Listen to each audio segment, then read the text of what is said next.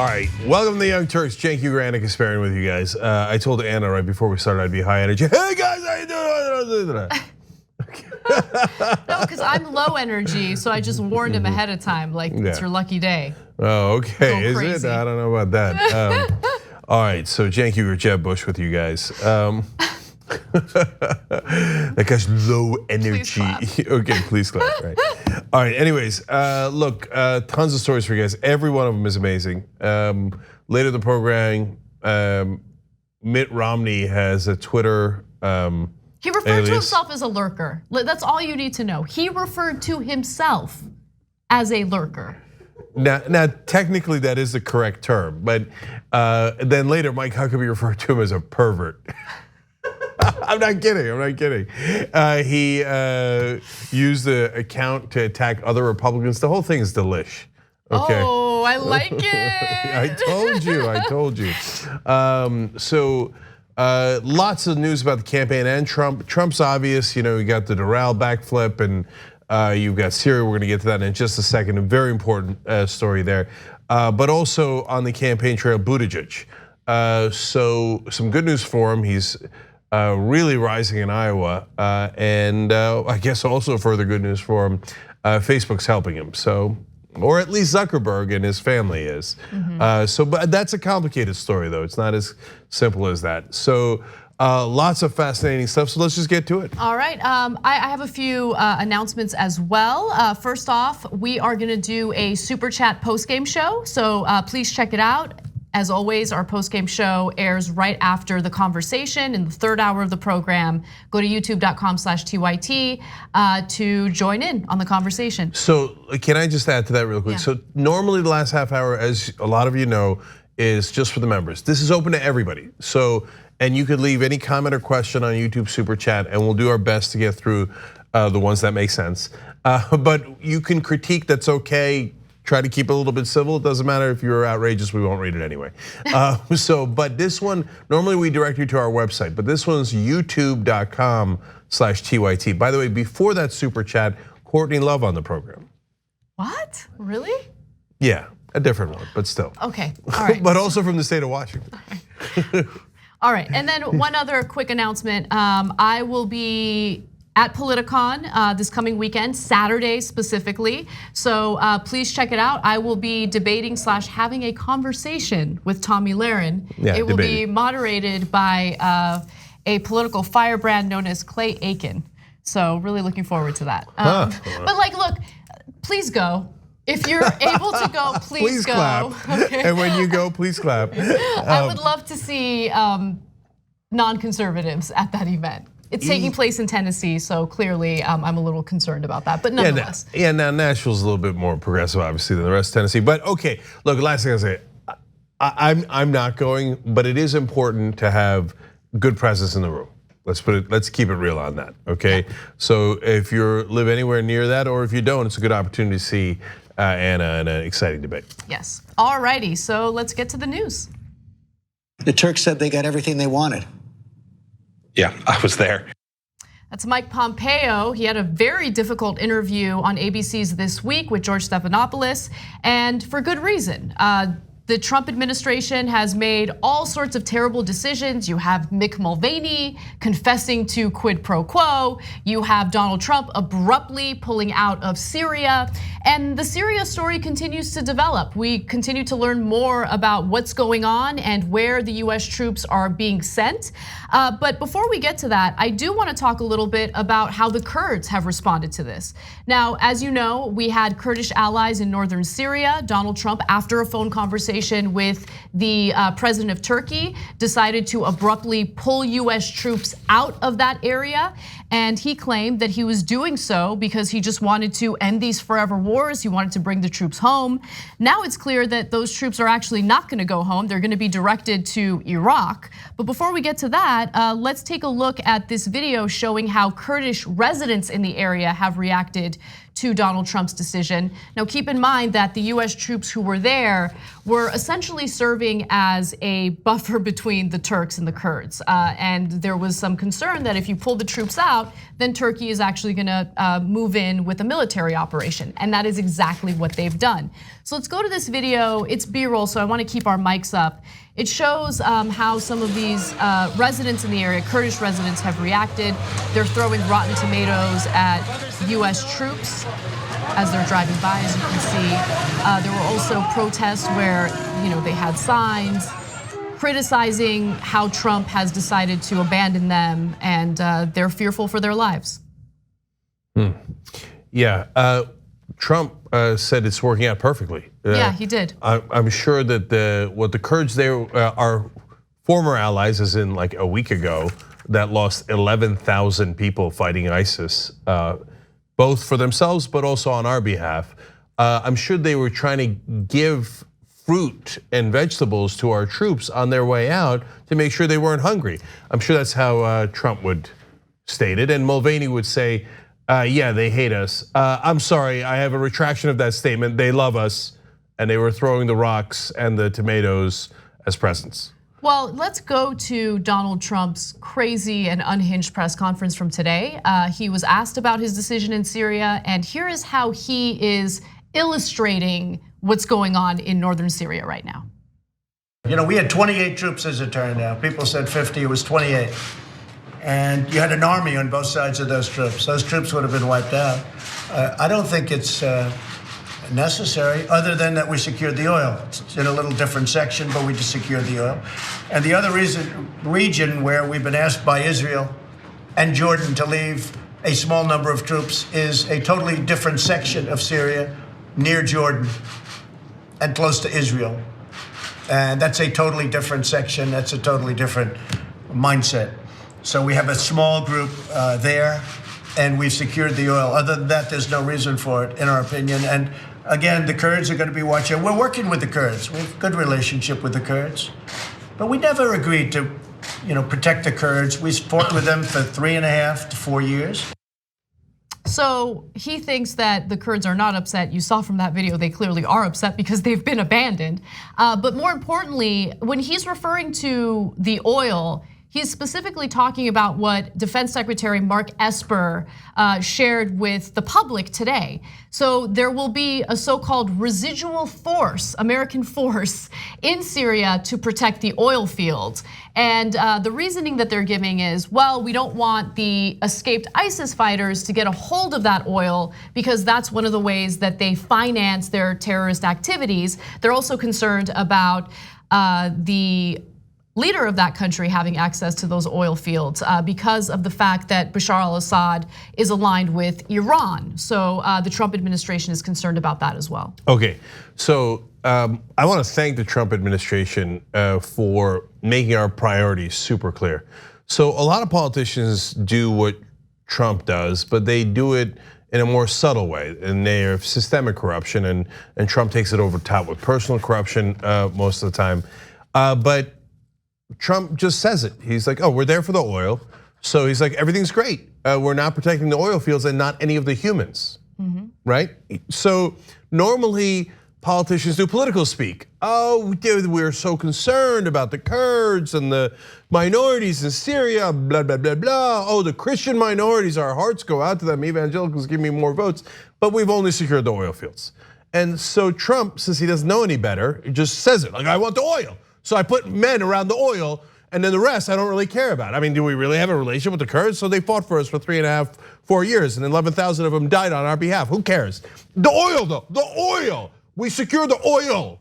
And it's not just about ISIS. The chance of a couple hundred ISIS guys recapturing all those oil fields is, for the moment, being remote.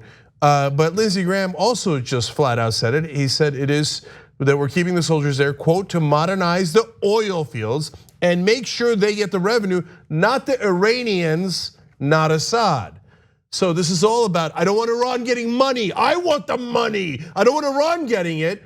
And now, let me say something that I've seen nowhere else that is super important. When we put these, well, first let me actually tell you the stuff that you are hearing in other places, but that is really important, and then I'll get to the thing that no one else is talking about. So we're not leaving Syria. So that was clear from what Trump said. He said, "Oh, it's just a small number of people, and we're moving to a different part of Syria." Different part of Syria is still Syria. So those 1,000 guys didn't leave Syria. We didn't end the endless wars. Anytime you hear a Republican or Trump supporter or any other person saying that Trump is ending these wars, that's just not true. In fact, he just recently deployed 1,800 US troops to Saudi Arabia. So I was gonna get to that next. So where did he put the 1,800 soldiers in Saudi Arabia? By the oil fields. Now wait, this is really strange. Now, protecting the oil is not strange, we all get it.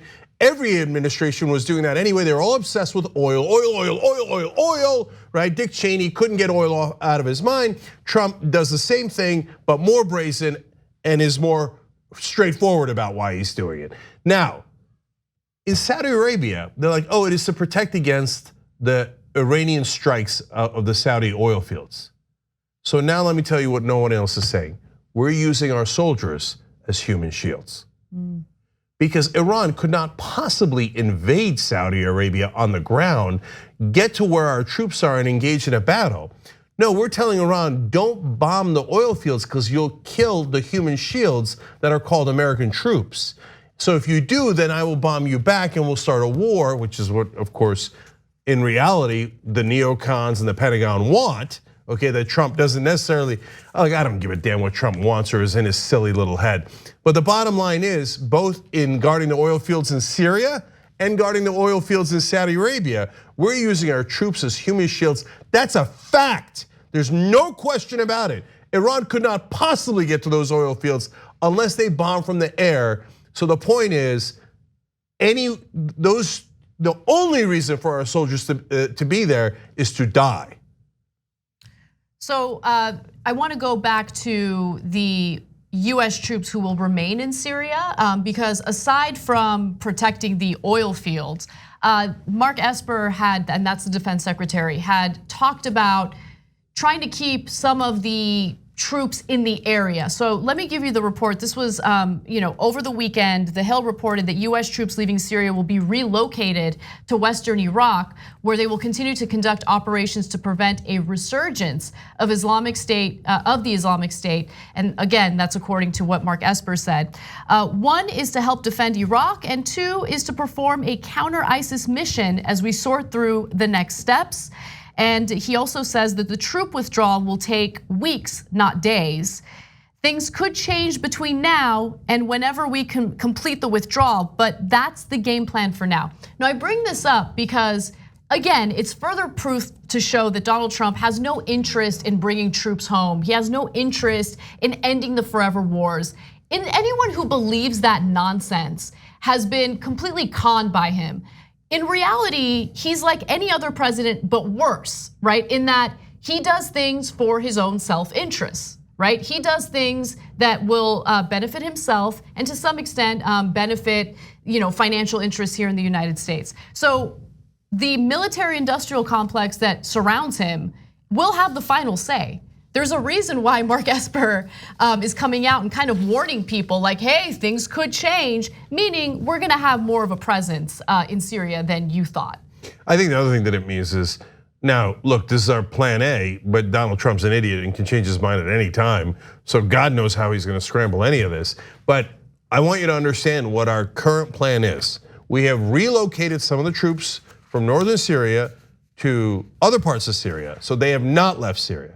Some of the other troops we have left Syria. Oh, good news. So they're back in Seattle and San Antonio and Poughkeepsie, right? No, they got moved to Iraq. How does that help? So did you know we have 5,000 troops remaining in Iraq? So I thought we were done with Iraq. No, our troops in Iraq and Syria. And as we told you before, Donald Trump has also put in 1,800 troops to Saudi Arabia, which, by the way, was the beginning of Al-Qaeda in the first place, because we had put troops into Saudi Arabia. So here we go again, starting another cycle of decades of violence, and our troops are there, as I told you earlier, to basically serve as human shields to make sure that Iran does not bomb those oil fields, or anyone else does not bomb those oil fields. And by the way, that is Trump's current plan is to use them as human shields. But the neocon current plan is, hoping that our troops do get bombed and killed so that we could have further war with Iran and Yemen. So that is probably the plan of not just a lot of the neocons, but a lot of the oil companies, the defense contractors, etc. So that's what they look forward to. But have we ended the endless wars? Have we gotten out of the Middle East? Only a fool would say that, or someone who is corrupt and wants you to support Donald Trump, no matter which party they're in, for reasons that are, well, either explicable or inexplicable, depending on their financial incentives. But we have not left the Middle East. Donald Trump is not a progressive. He has kept those troops there. He's just reapportioned them to oil fields and to craven, corrupt interests. We're gonna take a quick break. When we come back, we have an update on impeachment, including what Donald Trump has to say about Democrats versus Republicans during his press conference. We hope you're enjoying this free clip from the Young Turks. If you want to get the whole show and more exclusive content while supporting independent media, become a member at tyt.com/join today. In the meantime, enjoy this free segment. All right, back on the Young Turks. Lots of great comments from you guys. Let's start with the members as usual, tyt.com/join to become a member. Greg says, Cenk, Anna, and all the Young Turks rock. This is the only place I can get the news that I trust. Thank you. Thank you, Greg. That's very sweet of you. Thank you. Terry Teeter, a teeter-totter German teacher, writes in with a prediction of what Super Chat's gonna say later in the program. Cenk, why won't you debate Sam Seder? Okay, the funny thing is, I did debate Sam Seder a long time ago on a fascinating issue. And if I looked back at it today, I would probably say that he won. Do you remember what the issue was? Yeah, what was it? On Bill Clinton. He said he was not progressive enough and hence was really problematic in how conservative he was as a president. I took the counter position, to which I now pull a Rick Perry and go, oops. You'd have to watch the debate for the specifics. I don't remember the specifics at all, but I know that overall, Sam seems to have a good point. Real quick, so we gave you the hashtag Cold Feet Crowder story in one of our post games. Become a member. That was an awesome story. tyt.com/join. But anyway, like you have conservatives running away from Sam Seder, like avoiding him at all costs, and Politicon started using the hashtag Cold Feet Crowder. Oh wow! Oh, even I thought they'd be mad at Seder for outing their Crowder and their representative. But all right, that's good. Good, God bless on that front. By the way, if you want to find that interview, good luck. I don't know where it is, but your best chance is youtube.com/TYT conversation. Because that's where all of our interviews are now. So youtube.com/TYT conversation. Okay, Cenk Tapper says, now our troops are going to protect oil refineries in Iraq. Sounds like Turkey isn't the only party who got exactly what they wanted. Good point. A guy writes in, the Kurds are throwing rocks of love at our troops. Yep, and then on Twitter, Sage Slytherin says, don't worry, Anna, me and my progressive friends are driving to Nashville to support you at Politicon, okay? That's awesome. Reeves on Super Chat also backs that up and says, I will be there for you on Saturday, Anna. I would not be surprised if there were quite a few TYT fans there. Nashville is mostly blue. Nice. Okay, and then last one is from Twitter again. Cody Blaine says, if I ever hear the word secure the oil again, especially from a politician, it'll be too soon. Hashtag Green New Deal.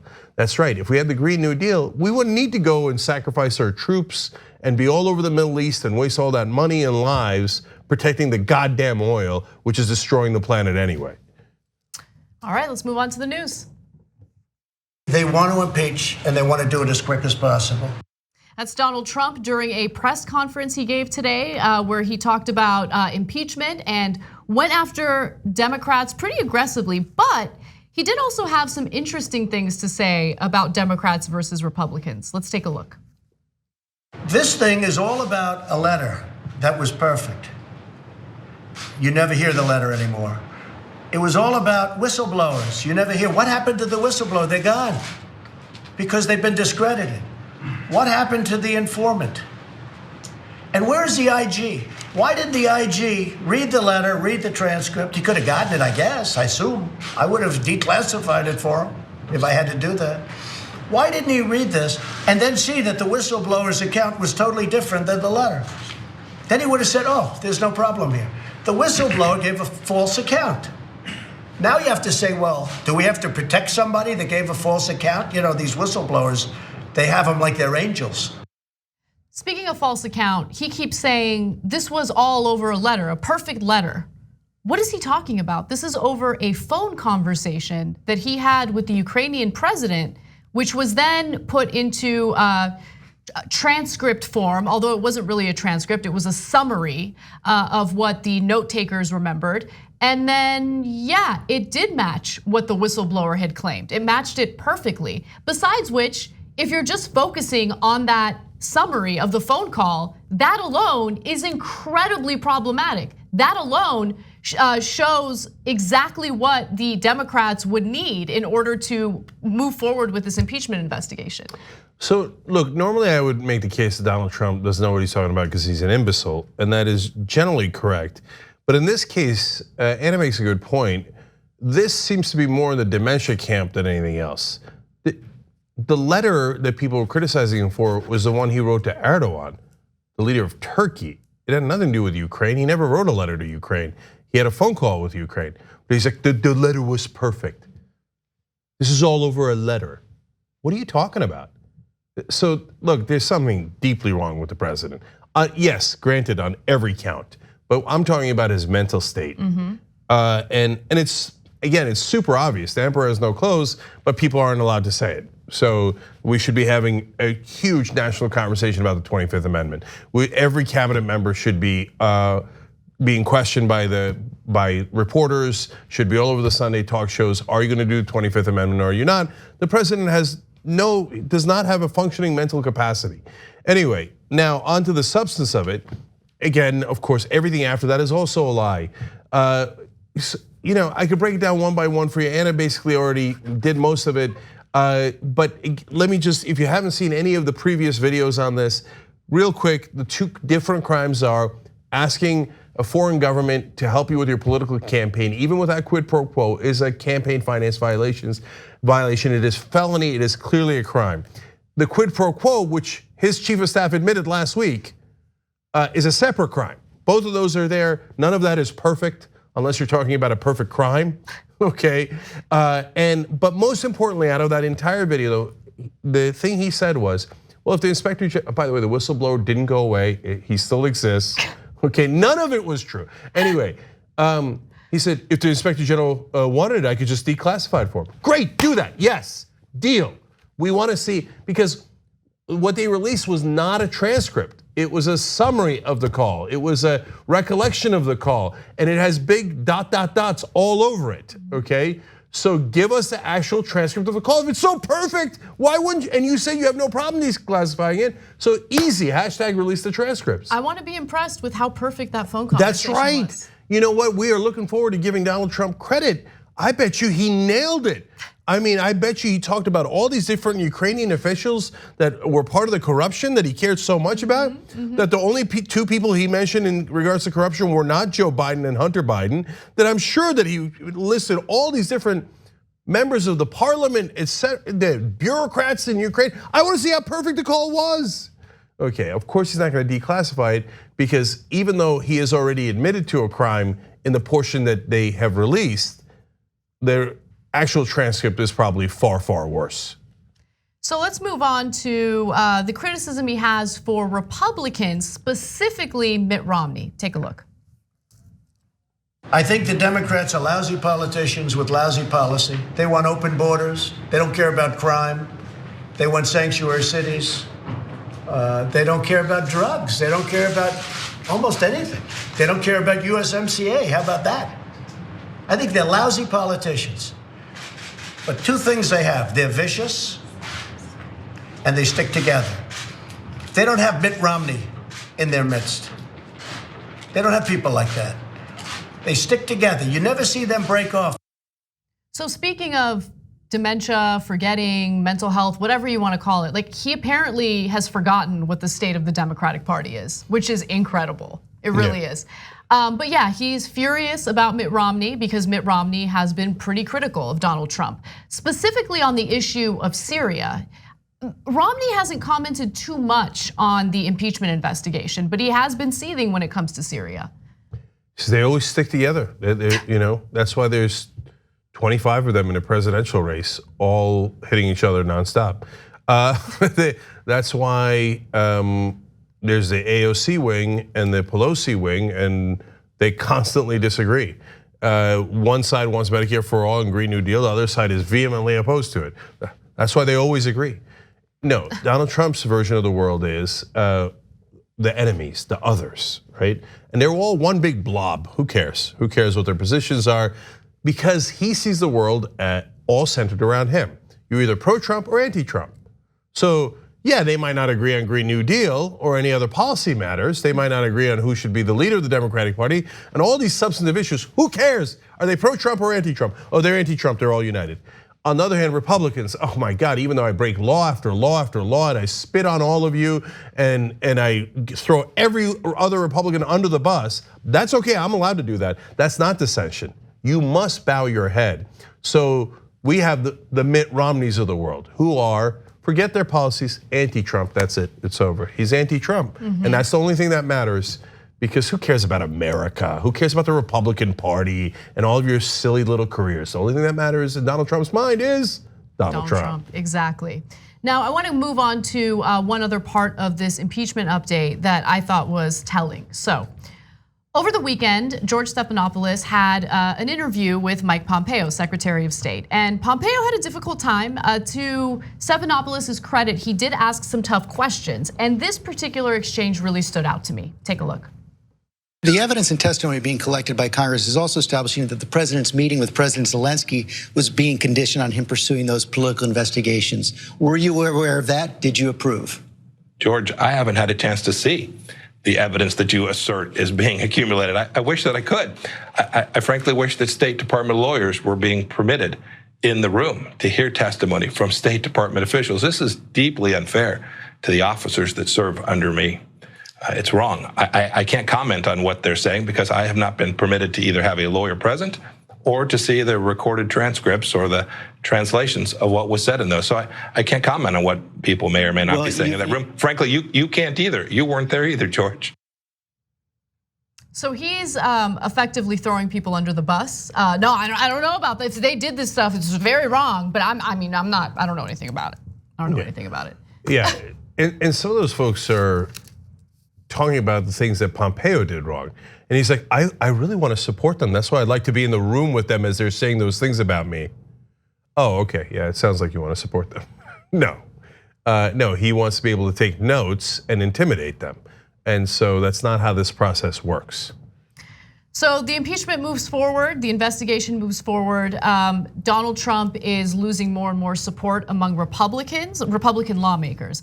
Not specifically in regard to this impeachment investigation, but when you couple the debacle with Trump Doral and how he wanted to host the G7 there, Republicans were finally critical toward Trump in regard to that, and they've been openly and transparently critical toward Trump when it comes to Syria.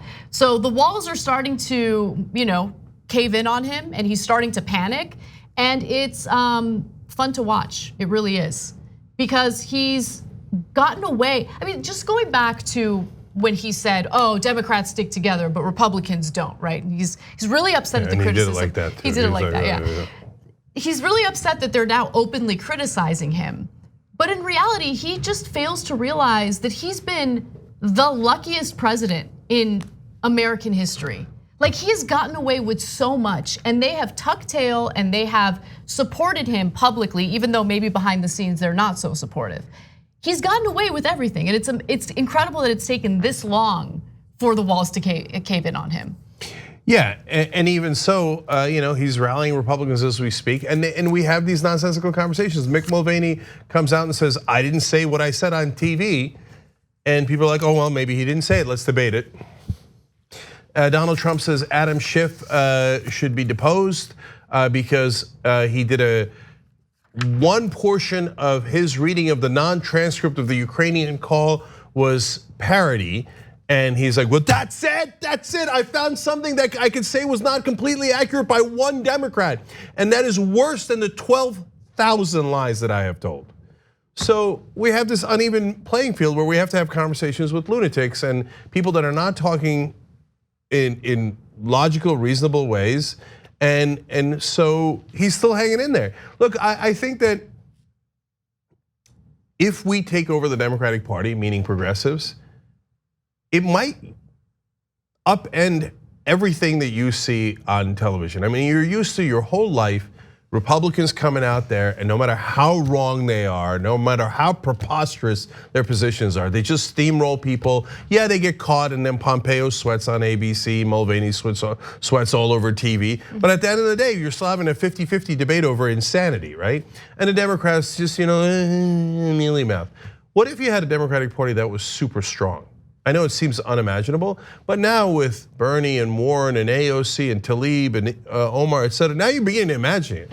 Now imagine that there was that Democratic leadership, not like a lone voice in the wilderness or a couple of candidates, although those couple of candidates are about to win, but and the leader of the Democrats came out and just was guns blazing. And that's why it's look, the presidential election is obviously very important, but movements like Justice Democrats, that's also incredibly important because we have a system of checks and balances. A president can't get anything done.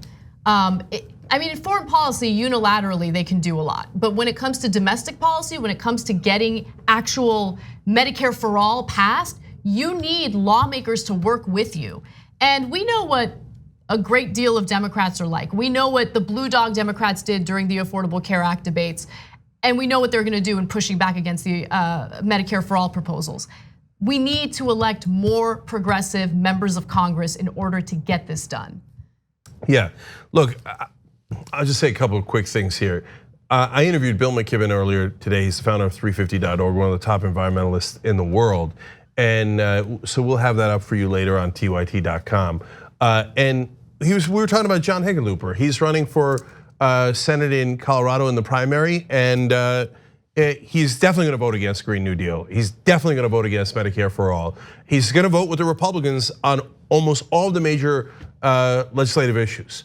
So, but the rest of the media, and Democratic leadership are like, bravo, John Hickenlooper, how wonderful. It just doesn't make any sense. It's all because of the money, the money, the money. They all take the corporate money, they do what they want. So just imagine a world and you can make this happen. You can vote for Andrew Romanoff instead of Hickenlooper in Colorado and change the entire planet if you do. I'm not kidding, right? Hickenlooper's vote is that important, that race is that important. And a lot of these guys are so vulnerable. A new poll out today for Jamal Bowman, he's a Just Democrat running against the incumbent Eliot Engel. They say, oh, these incumbents, you guys shouldn't run against them. Oh, you have no chance, trust me. New poll out, 60% of the people in that district are not sure who they're gonna vote for. What happened to all the people love the incumbents? No, they don't. They don't like the incumbents at all, okay? And Jamal's already doing great. By the way, justdemocrats.com/Jamal to support him. But go to justdemocrats.com and check out all the strong progressives. And none of them take corporate PAC money. And all across the country, number one issue is, I don't want anybody representing me that takes all that corporate money, because they're not gonna represent me. Exactly right. That's what all the polling shows. Well, that's why we started Just Democrats.